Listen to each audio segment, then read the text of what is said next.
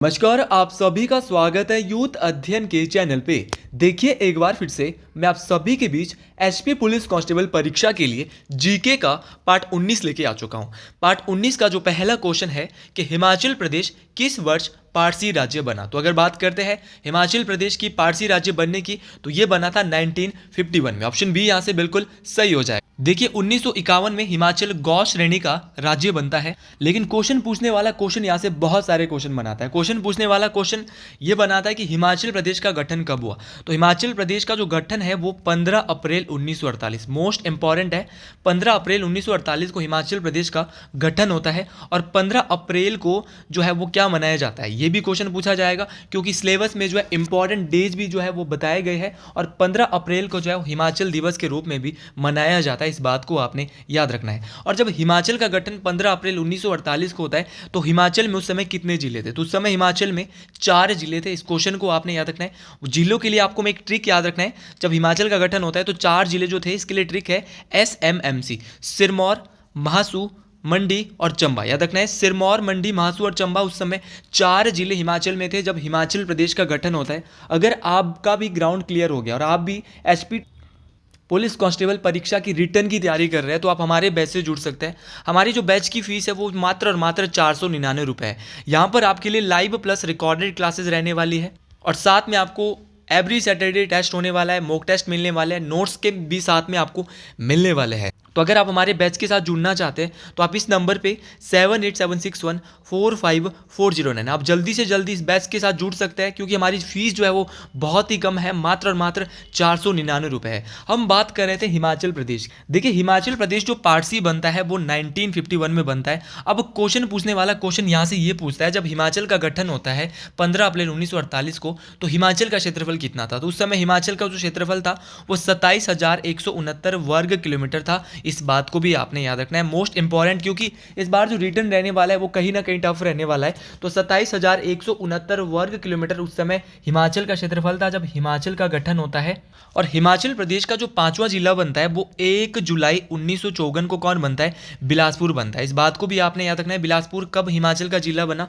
तो 1 जुलाई 1954 को हिमाचल में जो है बिलासपुर को मिलाया जाता है और हिमाचल का ये 5वां जिला बनता है। इसके बाद 1956 में हिमाचल प्रदेश को केंद्र शासित प्रदेश बनाया जाता है। इस बात को भी आपने याद रखना है। और इसके बाद क्या होता है? 1 मई 1960, बहुत इंपॉर्टेंट है, 1 मई 1960 को किन्नौर को हिमाचल प्रदेश का 6ठा जिला बनाया जाता है। तो आपको 5वां जिला भी याद रखना है, 6ठा जिला भी याद रखना है। अब क्वेश्चन पूछने वाला क्वेश्चन ये भी पूछेगा कि विशाल हिमाचल का निर्माण कब हुआ। तो अगर विशाल हिमाचल की बात करें तो विशाल हिमाचल का जो निर्माण है वो 1966 में होता है। और उस समय जो हिमाचल में वो 10 जिले हैं।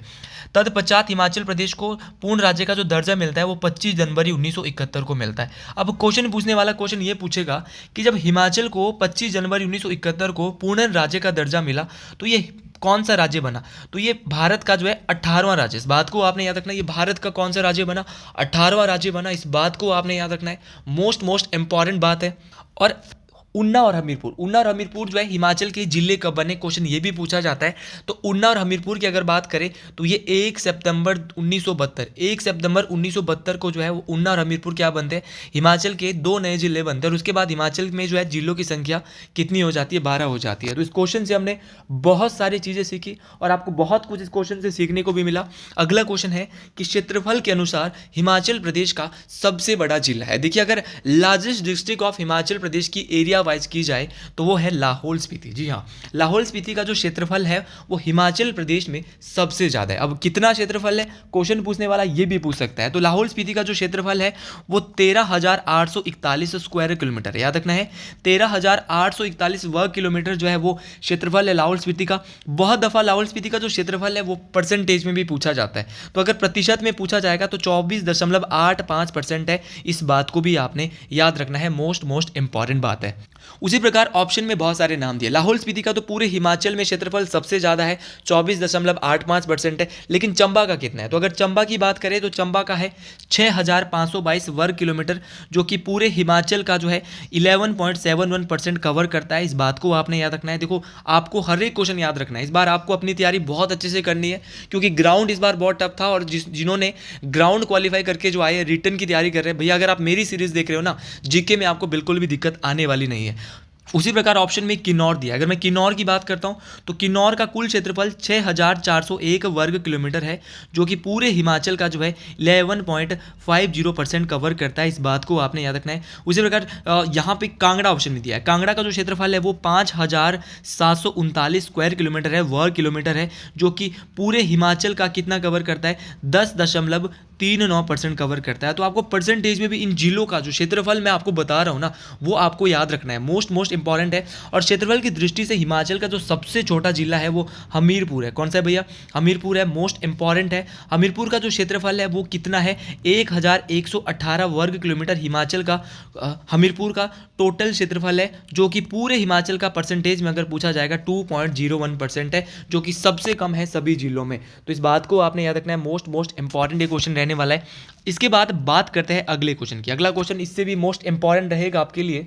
अगला क्वेश्चन बोला जा रहा है कि देहर हिमाचल प्रदेश की किस नदी की सहायक नदी। और हिमाचल प्रदेश का जो कल्चर और ज्योग्राफी, यहाँ से क्वेश्चन आपके लिए बनेंगे। जैसा कि सिलेबस बेस्ड मैं आपको क्वेश्चन सारे के सारे करा रहा हूँ, तो क्वेश्चन है कि देहर हिमाचल प्रदेश की किस नदी की सहायक नदी। और ऐसा नहीं है, आपसे हर एक सब्जेक्ट की आपको अब वीडियोस मिलने वाली है।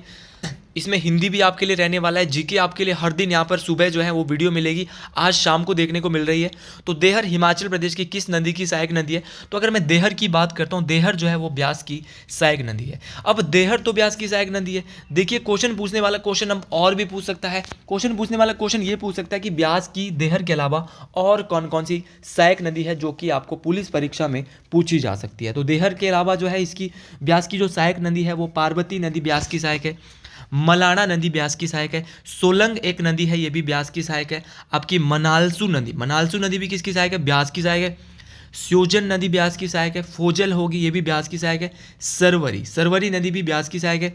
आपका देहर हो गया, आपका हंसा, देहर तो यहाँ पे दी भी थी, हंसा हो गया, बहुत इंपॉर्टेंट है हंसा, तीर्थन, ज्यूनी, सुकेती, सोन और सेंज, ये सारी की सारी नदियाँ जो है वो किसकी सहायक है? तो आपने याद रखना है ब्यास की सहायक है। एक बार फिर से मैं बताता हूँ, ब्यास की सहायक है, पार्वती नदी है, मलाना नदी है, सोलंग नदी है, मनालसू नदी है, आपकी फोजल नदी है, सरवरी है, देहर आपकी यहाँ पर दी भी थी, हंसा नदी है, आपके तीर्थन है, ज्यूनी है, सुकेती है और सोन नदी है और सैज रिवर है। ये सारी की सारी जो है वो सहायक है किसकी? ब्यास नदी की सहायक नदी। अब क्वेश्चन पूछने वाला क्वेश्चन और यहाँ से क्या पूछ सकता है? क्वेश्चन पूछने वाला क्वेश्चन पूछ सकता है कि व्यास नदी का वैदिक नाम क्या है। तो अगर ब्यास नदी के वैदिक नाम की बात करता है तो ब्यास नदी का जो वैदिक नाम है वह अर्ज्यकिया। क्या नाम है? अर्ज्यकिया। उसी प्रकार यमुना ऑप्शन में दिया, और यमुना की अगर वैदिक नाम की बात करते हैं तो यमुना का जो वैदिक नाम है वो है कालिंदी। और अगर रावी नदी की बात करें तो रावी का जो वैदिक नाम है वो है पुरुषणी। क्या है? पुरुषणी। और चिनाब का जो वैदिक नाम है वो अस्किनी। तो सारी की सारी बातें आपको याद रखनी है। सारे क्वेश्चन बहुत इंपॉर्टेंट रहने वाले। यमुना का वैदिक नाम कालिंदी है, ब्यास का अर्ज्यकिया है, आपका रावी का जो है वो पुरुषणी है और चिनाब का जो है अस्किनी है। ये सारी की सारी बातें मोस्ट इंपॉर्टेंट है। अगले क्वेश्चन की ओर रुख करते हैं। और अगर आपको वीडियो पसंद आ रही है तो आप अपने दोस्तों, फ्रेंड्स तक, सभी तक इस वीडियो को शेयर जरूर करें। अगला क्वेश्चन है कि रूपा घाटी हिमाचल प्रदेश के किस जिले में स्थित है? जी हाँ, बिल्कुल। तो बात की जा रही है रूपा घाटी की। तो रूपा घाटी जो है हिमाचल प्रदेश के किन्नौर जिले में स्थित है। ऑप्शन ए यहाँ से बिल्कुल सही हो जाएगा। देखिए, रूपा घाटी तो किन्नौर में है, लेकिन क्वेश्चन पूछने वाला क्वेश्चन अगले बार कोई और भी पूछ सकता है। क्वेश्चन पूछने वाला क्वेश्चन पूछ सकता है कि अगर रूपा घाटी किन्नौर में है तो अंगूरों की घाटी रिब्बा घाटी कहाँ पर है? तो वैली ऑफ ग्रेप्स। तो याद रखना, वैली ऑफ ग्रेप्स जिसको अंगूरों की घाटी भी कहा जाता है, तो अंगूरों की घाटी जो रिब्बा घाटी है वो किन्नौर जिले में स्थित है। इस बात को आपने याद रखना है। और क्वेश्चन पूछने वाला क्वेश्चन आपसे और क्या पूछ सकता है? क्वेश्चन पूछने वाला क्वेश्चन ये भी पूछ सकता है कि आपकी बसपा घाटी, जिसको किस नाम से जाना जाता है? सांगला घाटी। तो बसपा घाटी, जिसको सांगला घाटी के नाम से भी क्वेश्चन ये भी आ सकता है कि सांगला घाटी के नाम से किस घाटी को जाना जाता है? तो याद रखना, बसपा घाटी या बसपा को किस नाम से जाना जाता है? तो दोनों आपको याद रखना है, सांगला घाटी के नाम से जाना जाता है। अब क्वेश्चन पूछने वाला क्वेश्चन क्या बना सकता है?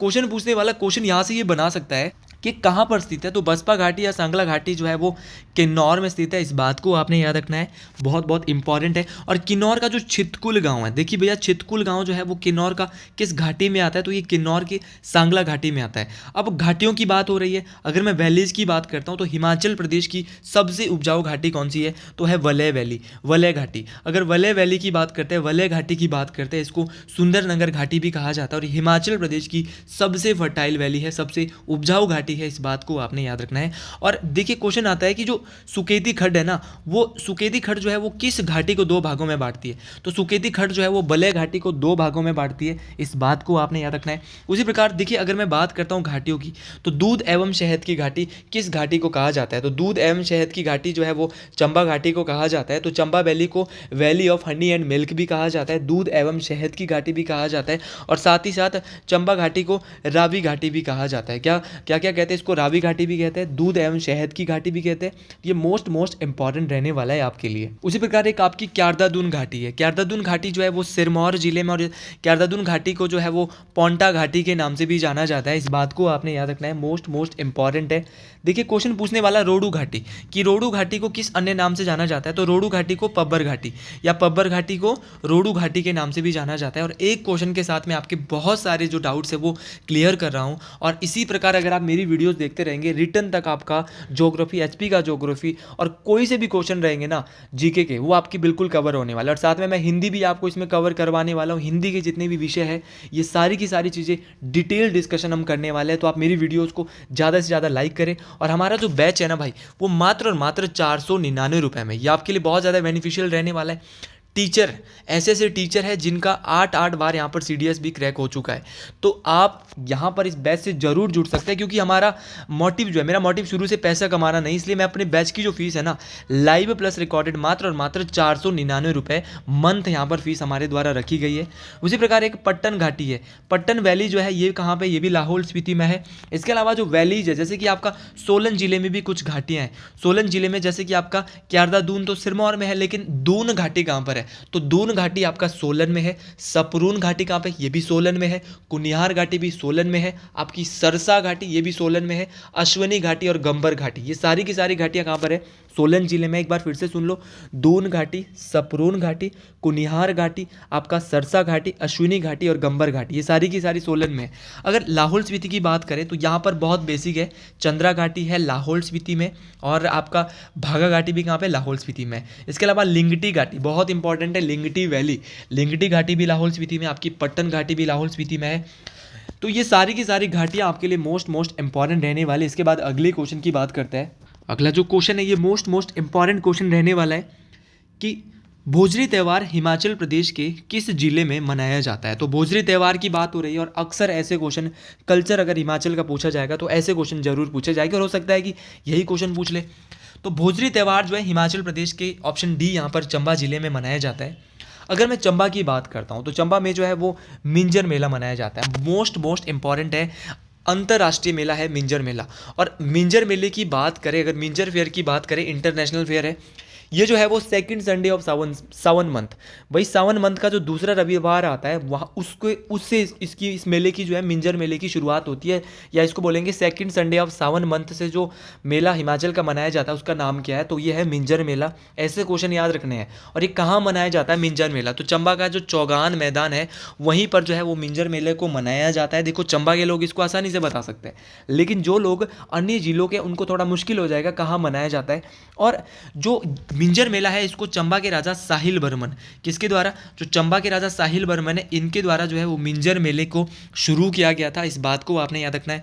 देखो चंबा की बात हो रही है, अगर मैं चंबा की बात करता हूँ तो चंबा में जो है मणिमेश यात्रा भी होती है। तो मणिमेश यात्रा भी परीक्षा में आ सकती है, कहाँ पर होती है, चंबा में होती है। इसके अलावा भरमौर यात्रा, भरमौर यात्रा जो है वो कहाँ पर होता है, ये भी चंबा में होता है। आपका जो है अगस्त माह में, कब होता है भरमौर यात्रा, अगस्त माह में होता है भरमौर यात्रा। इस बात को आपने याद रखना। छतराड़ी यात्रा, तो छतराड़ी यात्रा ये सितंबर के महीने में चंबा में ही होता है। सूही मेला, देखो सूही फेयर बहुत इंपॉर्टेंट है। सूही मेला जो है जिसमें महिलाओं और बच्चों के द्वारा, तो हिमाचल का ऐसा मेला जहाँ पर महिलाओं और बच्चों के द्वारा भाग लिया जाता है, तो वो है सूही मेला। इस बात को भी आपने याद रखना है, मोस्ट इंपॉर्टेंट है। और सूही मेला की अगर बात करें तो ये अप्रैल माह में, कब मनाया जाता है, अप्रैल माह में सूही मेले को मनाया जाता है। और विशेष तौर पर इसमें महिलाओं और बच्चों के द्वारा भाग लिया जाता है। तो ये सारी बातें आपको याद रखनी है। देखो ऑप्शन में यहाँ पर शिमला भी दिया है, सिरमौर भी दिया है, किन्नौर भी दिया है। तो हम थोड़ी थोड़ी बात करेंगे इन सभी जिलों की। जैसे कि शिमला में आपके कौन कौन से त्यौहार या मेले होते हैं? तो अगर शिमला की बात करें तो शिमला की रामपुर बुशहर में एक लवी मेला होता है। लवी मेला कहाँ होता है? तो शिमला के रामपुर बुशहर में अक्टूबर नवंबर में इसको मनाया जाता है।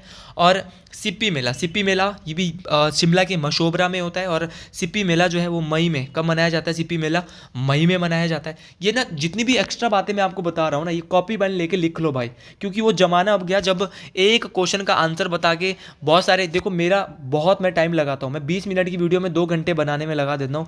मुझे इससे फ़र्क नहीं पड़ता, मुझे क्वालिटी ऑफ एजुकेशन, बच्चों को जो एजुकेशन जो चाहिए ना, ताकि अगर वो पेपर में जाके बैठे तो उनको लगे भी कि हमने ये चीज़ पढ़ी थी। तो अगर मैं बात करता हूँ शिमला की, सिप्पी मेला भी शिमला के मशोबरा में मनाया जाता है। एक पत्थर का खेल मेला होता है, और ये पत्थर का जो खेल मेला है वो कहाँ होता है?